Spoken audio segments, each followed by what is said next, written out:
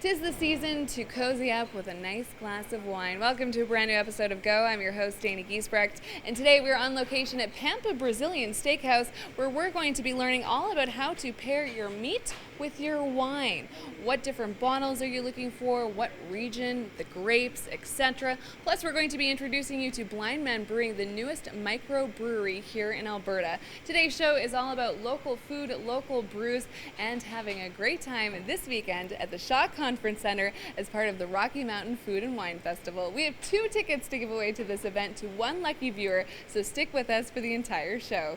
But up first, Shaw TV's Tim Dancy introduces us to a new visual arts program being offered to inner city kids. Thanks for that, Tim. In today's Road to Hope preview, did you know that college-age kids are at the highest risk of sexual assault? We're going to learn about a new program empowering survivors with 3 little words.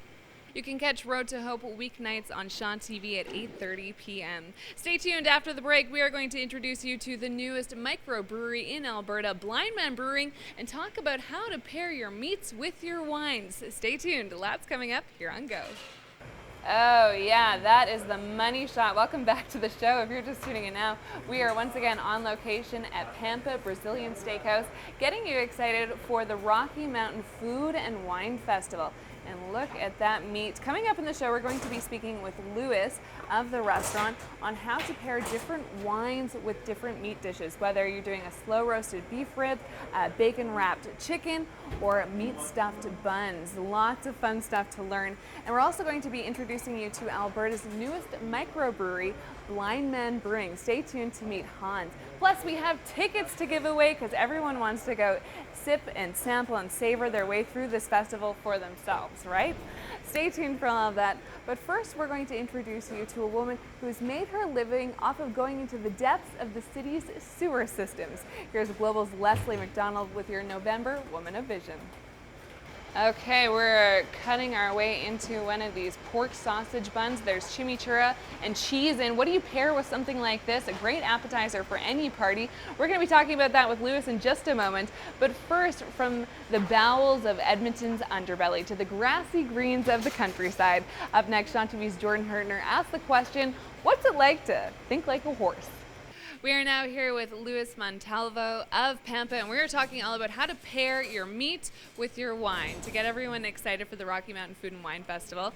Let's start with this first dish. What do we have here, Louis? We have our beef ribs, slow-cooked beef ribs, and we're pairing it with Baron de Ley, which is actually Spanish wine, and it's from the Roja region, and it's actually a full-body wine, and it goes really well with the fatty meats. And why does it go so well with the fatty meat? Because it lingers and it actually stays on your palate a little bit longer, so that you can pair it, and instead of killing the flavor of the wine, you'll be able to taste it again. So after you take a bite of your meat, you still have that taste of wine in your mouth, and it'll even enhance that experience so much further. And then up next, we have some chicken wrapped in bacon. Who doesn't love anything wrapped in bacon, right? What did you pair with this? Well, we pair it with a Cabernet, which is actually a Chilean wine, and it's easy to drink, very nice, goes with pretty much almost anything, but because of the bacon and the chicken, just making it a little bit more flavorful and being able to taste the chicken as well, because the Cabernet will not overpower your food either. Very nice. And then we have a white wine to round things out. And what is this dish? This one is our buns, and is stuffed with our chimichurri sauce as well with our sausage. Okay. And then why did you choose a white wine? And which white wine do we have here? And this one is actually a Brazilian wine, and it's a Salton Paradox, and it's a Chardonnay. So a little bit more of a lighter body, but it's still being able to taste all those flavors of the bun, the sausage, and also the chimichurri that is in there. There we go. A little wine 101 when you're pairing your dishes with different grapes. Thank you so much, Louis. Stay tuned. Coming up after the break, we're going to introduce you to Hans of Blindman Brewing. And Blindman Brewing, one of the newest microbreweries in northern Alberta. Welcome back to the show if you're just tuning in now. Once again, we are on location at Pampa Brazilian Steakhouse, getting you excited for the Rocky Mountain Food and Wine Festival. It's coming back to the Shaw Conference Center this weekend, and we do have some tickets to give away, so stay tuned for that.